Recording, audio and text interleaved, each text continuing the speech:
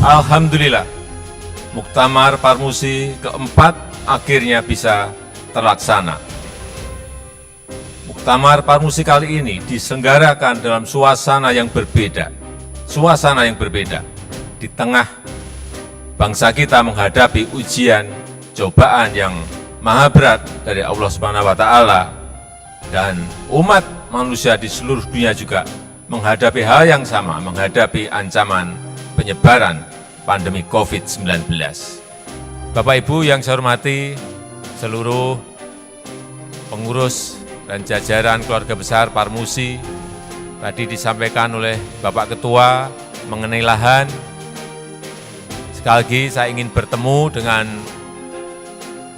Bapak Ketua Parmusi untuk menyelesaikan, memfinalisasi masalah lahan ini. Saya sangat tertarik sekali tadi dengan apa yang disampaikan mengenai desa Madani yang telah dikembangkan, dan pemerintah insya Allah akan mendukung program yang dilaksanakan oleh Parmusi ini.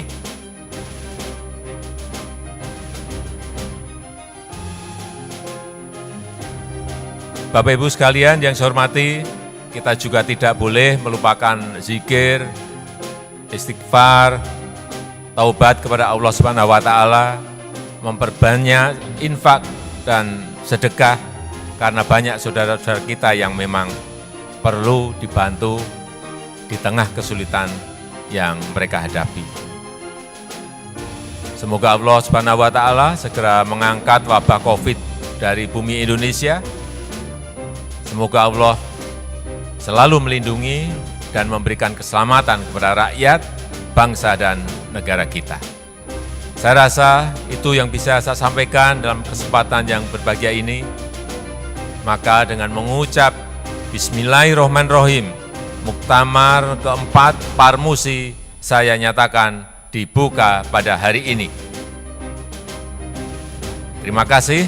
Wassalamualaikum warahmatullahi wabarakatuh. Selama sempat ditunda selama 6 bulan akibat dampak pandemi COVID-19, Muktamar keempat Parmusi akhirnya dapat digelar secara virtual pada tanggal 26 sampai 28 September 2020.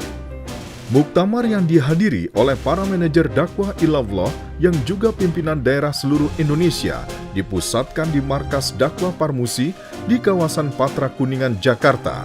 Diikuti pula oleh ratusan dai pembina dan pengolah seluruh Indonesia.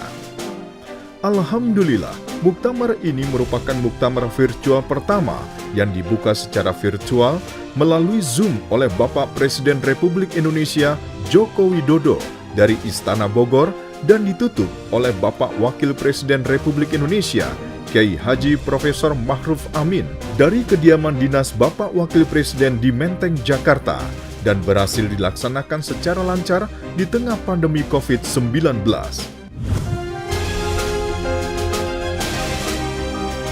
Bapak Presiden, para alim ulama dan muktamirin yang saya hormati, salah satu karakter yang dibentuk di dalam perkaderan Parmusi bahwa seorang kader harus dibiasakan menjadi muzaki, pembayar zakat, infak dan sedekah, bukan mustahik, sebagai bagian dari ajaran Islam.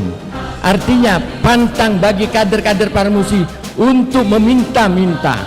Tetapi dalam konteks kenegaraan, setiap kader Parmusi wajib hukumnya menegakkan kebenaran dan keadilan bagi rakyat, berjuang secara tulus dan ikhlas untuk rakyat miskin, kaum duafa di berbagai daerah yang ada.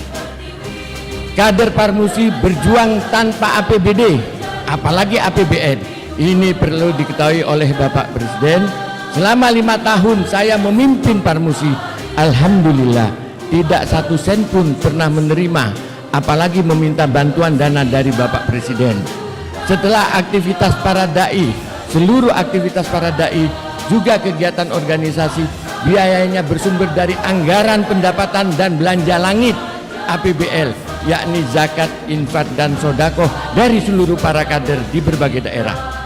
Kami semua, para dai dan manajer dakwah yang hadir pada pembukaan Muktamar 4 ini, turut berjuang membangun bangsa dan negara kesatuan Republik Indonesia melalui jalan dakwah ilallah tanpa digaji, namun berkhidmat secara sungguh-sungguh, siap mengorbankan seluruh jiwa, harta, dan nyawa demi tegaknya kalimat tauhid ilallah di negeri ini semata-mata untuk mendapatkan ridho Allah Subhanahu wa Ta'ala. Bapak Presiden, perlu Bapak ketahui, kami semua berjuang dalam satu ikatan keyakinan terhadap akidah Islamiyah, dalam semangat jihad fisabilillah yang diatur dalam Al-Qur'anul Karim, sehingga menjadi bagian dari fikih Islam. Wajahidu fillahi haqqa jihadi. Allah Subhanahu wa Ta'ala berfirman, berjihadlah engkau di jalan Allah dengan jihad yang sebenar-benarnya. Dakwah ilallah, menegakkan amar ma'ruf nahi mungkar adalah bagian dari semangat jihad fisabilillah.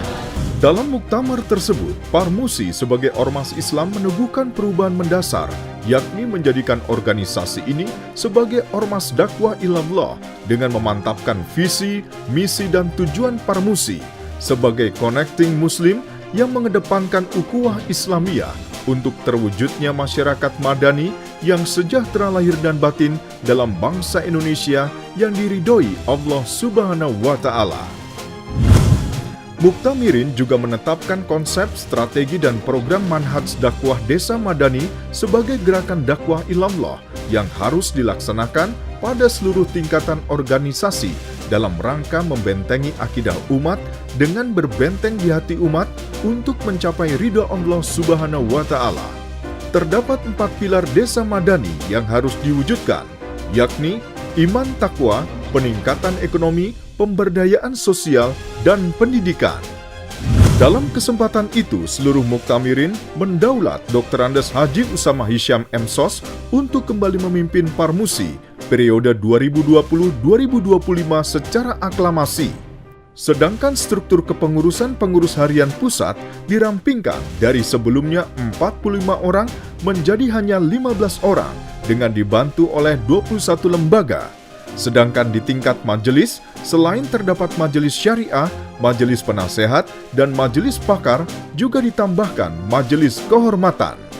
Muktamar 4 telah mengukuhkan prinsip dasar dan nilai-nilai perjuangan Parmusi sebagai ormas dakwah dan mengamanatkan kepengurusan baru untuk membangun kejayaan Islam di seluruh pelosok tanah air. Mari bergerak, mari bergerak, mari bergerak!